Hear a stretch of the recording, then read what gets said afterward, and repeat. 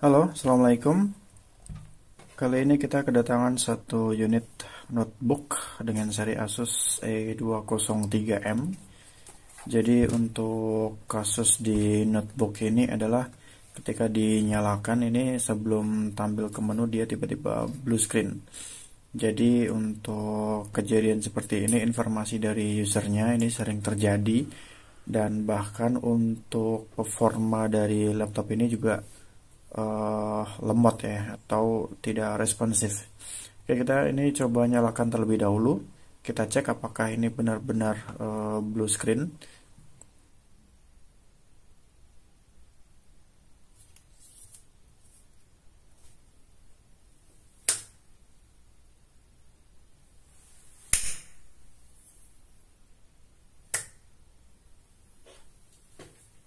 Kita tunggu dulu, dan ini memang cukup lama ya untuk proses bootingnya ini. Nah, ini dia sudah masuk ke logo sign in.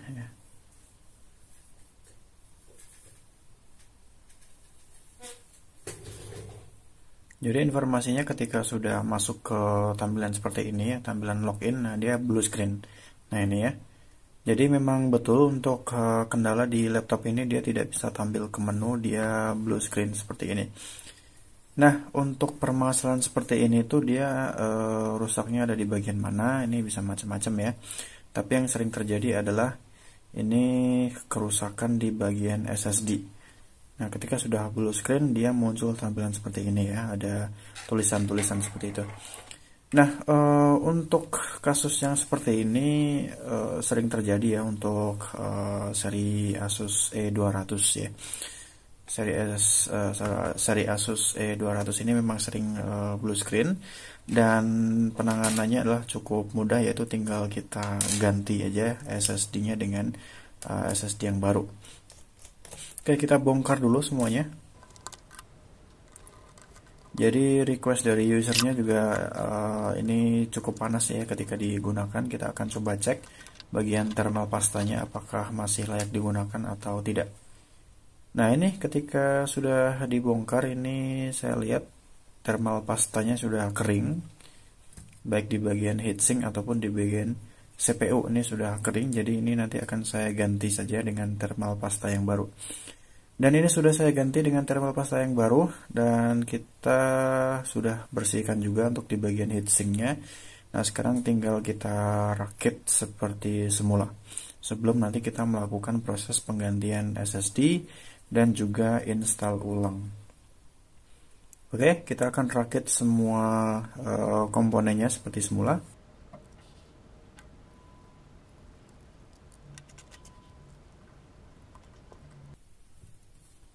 Nah, ketika sudah dirakit kita akan coba tes ya, kita nyalakan apakah dia bisa masuk ke logo BIOS atau ke booting BIOS atau tidak. Nah, ini ya, dia masih bisa booting ke bagian BIOS, berarti untuk di bagian mesin setelah kita bongkar ini baik-baik saja, tidak ada kendala. Sekarang kita pasang untuk di bagian backdoornya, dan ini saya ganti dengan SSD yang baru. Untuk jenis SSD-nya memang user memilih SSD yang low budget ya di sini ya. Oke, tapi tidak masalah, kita akan pasang dan kita akan install ulang. Semoga nanti bisa sembuh untuk masalah blue screen-nya. SSD sudah terpasang, dan tahap selanjutnya yang perlu kita lakukan adalah kita siapkan satu flash disk, dan ini sudah saya siapkan ya, satu flash disk. Dan di sini sudah saya install Windows 10. Jadi di sini langkah selanjutnya tinggal kita install ulang saja untuk di bagian Windows-nya. Nah, untuk proses install ulang itu sendiri itu tidak akan saya tampilkan di sini. Jadi boleh silakan cari tutorialnya di channel yang lain, itu banyak banget yang membahas tentang cara install ulang laptop atau notebook atau netbook dengan menggunakan flash drive.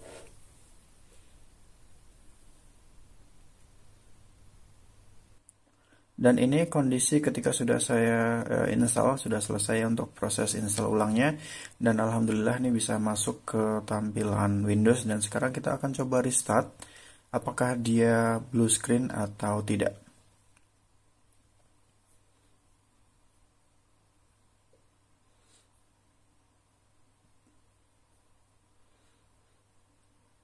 Nah, dibandingkan dengan yang sebelumnya, untuk booting di sini dia lebih cepat ya, karena memang SSD-nya baru dan tidak ada kendala sama sekali.